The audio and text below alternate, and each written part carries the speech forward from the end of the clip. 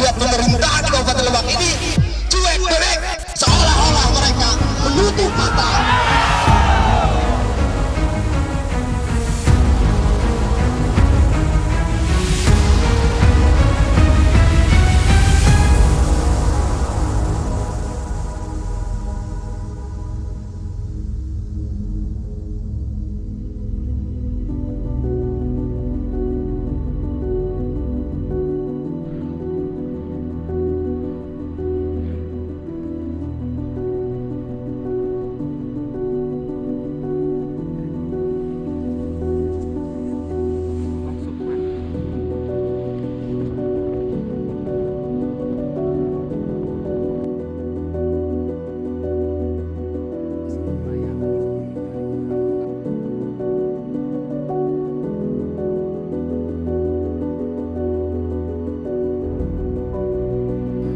Pengen kesambut sawah lagi, kegarap seperti dulu, normalisasi lah istilahnya. Terus cabut lah izin penambang itu, sini tutup, minta ganti rugi masyarakat segitu. Udah berapa tahun masyarakat disiksa seperti kayak gini.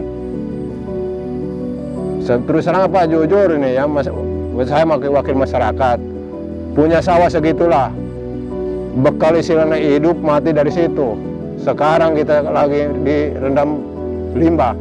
Sawah mau dijual juga siapa yang mau, digadein siapa yang mau. Nggak ada lah. Orang yang punyanya juga nggak bisa ngegarap. Karena apa? Karena dampaknya itulah limbah.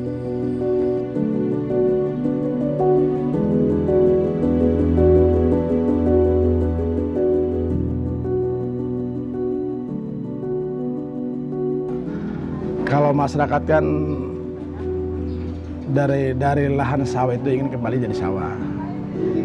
Namun kemarin juga sudah kita upayakan terkait dengan pemerintah daerah, dengan DPRD, dan mungkin kemarin kita juga sampai ke Kementerian Lingkungan Hidup ya, adalah di sana. Maksudnya ya bagaimana untuk menyikapi terkait dengan limbah ini supaya cepat selesai. Karena kalau kita sikapi masyarakat kami ini di sini mayoritas itu petani dan buruh tani, dan tidak ada lagi ladang pekerjaan cuman dari tani itu sendiri, gitu. Ya gimana aja kita ada, kalau ada namanya kuli serabutan, ada yang nyuruh kuli nyangkul, kuli babat. Kalau nggak ada ya udah nganggur. Ya dulu mah bisa digarap, kita bisa nanam apa palawija apa yang bahasa di, kalau ini bukan sawahnya lebaknya kayak kan.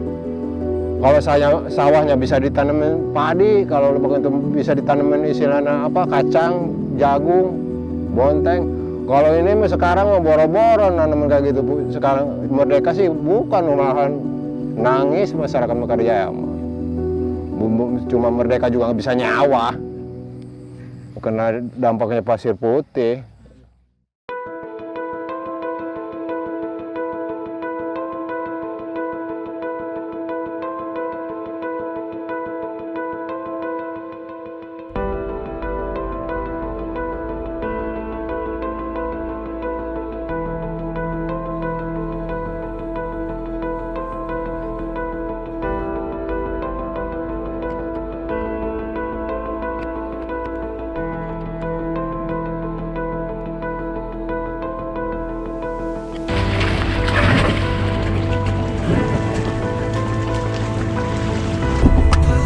Aja deh mas, jalan aja dari sana.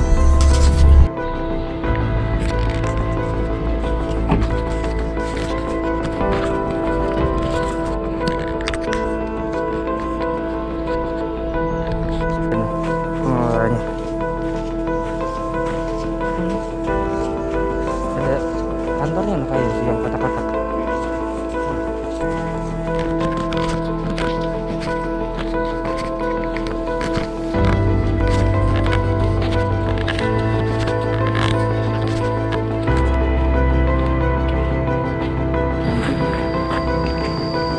Tapi nggak ada yang aktif penambangnya kayak ini mah.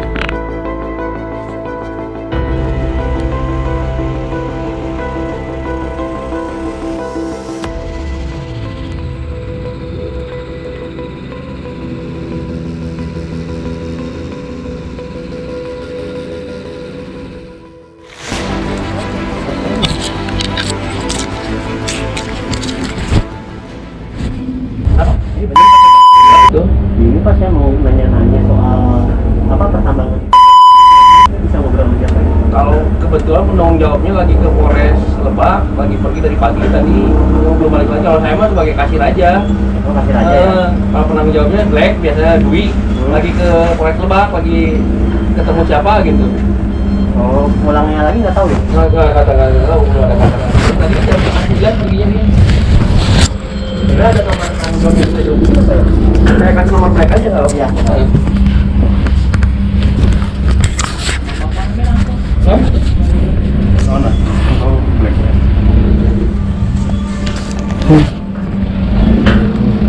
Tele gue di dalam.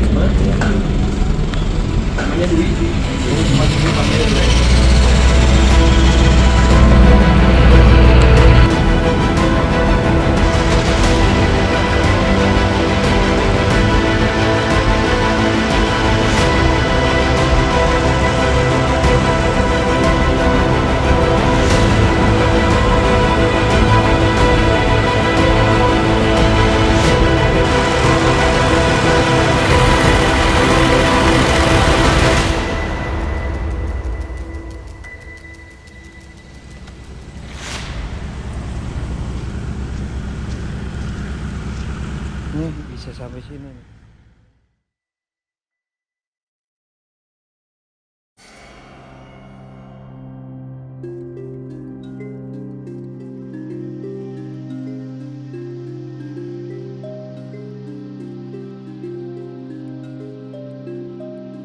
Ya dampaknya ke anak-anak lah, kita sekolah juga istilahnya parah, bebannya biaya istilahnya ongkosnya apa gitu. Dulu mah kita enak lah bisa nanam padi, beras kita istilahnya bisa nggak beli.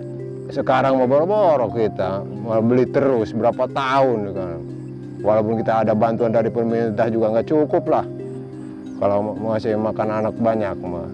Tapi sekarang luar biasa. Jangankan tanaman bawang ya, misalnya kacang, jagung dan yang lainnya. Sekarang beras aja udah harus beli, bayangkan saja.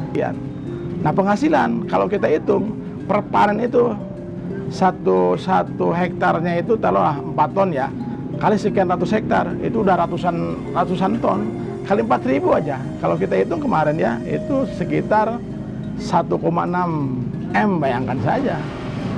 Nah kali setahun itu dua kali panen, kali 6 tahun, luar biasa kan. Ada kompensasinya, Bro? Nah dulu pernah ada kompensasi ya. Jadi kompensasi itu gimana ya? Awal perjanjiannya itu kompensasi akan memberikan 1 juta, ternyata 2 kali diberikan gope-gope ya.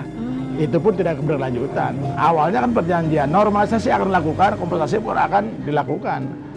Tapi hanya 1 kali, Pak? hanya 2 kali kompensasi. Itu pun tidak seberapa nilainya. Itu hanya 500.000. Itu pun yang hanya 143 kakak yang diberikan. Sedangkan sekarang sudah hampir 200 sekian kakak, bayangkan saja. Ya janji-janji melulu sekarang juga Pak. Mau ada istilah pencodetan sampai detik sekarang nggak ada. Masyarakat udah dibohongin terus Pak pokoknya. Dari perusahaan, dari apa. Kita bukan nggak tahu lah, dalam pemerintahan juga semua udah tahu masyarakat Mekarjaya ini menangis sebenarnya. Kena harapannya saya wakil masyarakatnya ya, sawah pengen kegarap lagi saya mah terus terang seperti dulu. Pasir penambang itu tutup, cabut izinnya, minta ganti rugi masyarakat mah. Gitu doang. Tuntutan masyarakat mah. Iya, karena gini, AMDAL, UPL, UKL itu kan sebetulnya kalau kita bicara fair ya di Indonesia, AMDAL dibuat itu tidak dalam kerangka untuk bagaimana memitigasi seluruh risiko-risiko yang kemudian akan terjadi. Jadi tidak dalam kerangka itu sesungguhnya. Jadi AMDAL yang dibuat, UPL, UKL yang dibuat gitu oleh perusahaan yang kemudian pemerintah terlibat di dalamnya, semua dalam kerangka untuk memenuhi prasyarat prosedural semata. Karena apa? Karena izin lingkungan itu nggak bisa diterbitkan kalau perusahaan A, perusahaan B belum lolos AMDAL-nya, belum memenuhi atau belum terpenuhinya UPL dan UKL-nya, gitu loh. Jadi beda dengan negara-negara maju yang memang dari perspektif lingkungannya ketat gitu ya. Jadi AMDAL itu benar-benar dikaji gitu, lalu kemudian dibikin dalam rangka untuk mengetahui risiko-risiko apa yang kemudian akan terjadi, lalu kemudian dicarikan bagaimana upaya mitigasinya.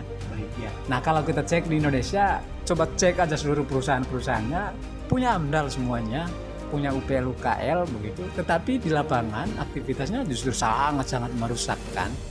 Jadi problemnya bukan di soal apakah perusahaannya punya AMDAL atau enggak gitu ya. Problemnya adalah sejauh mana AMDAL itu berfungsi untuk memitigasi seluruh potensi daya rusak yang terjadi ketika perusahaan A beroperasi. Dan urusan pasir sama. Dan kalau kita lihat kehidupan petani di kita ini kan dia butuh menyekolahkan anak, pesantrenkan anak, dan kehidupan yang lainnya. Itu yang sangat miris lah ya bagi kita lah. Makanya walaupun seperti apa tetap kita akan perjuangkan hal ini. Makanya kita sampai ke Kementerian Lingkungan Hidup Jakarta. Kenapa? Karena kita juga ingin cepat proses ini nih dilakukan dan ingin semua ini beres. Dan masyarakat kami mungkin sudah kangen dan rindu untuk aktivitas kembali di ladang gitu kan. Sedangkan sampai hari ini kan sunyi dan sepi kan di ladang. Biasanya setiap hari aktivitas di sana, sekarang sudah tidak bisa aktivitas di sana. Nah itu banyak yang menangis.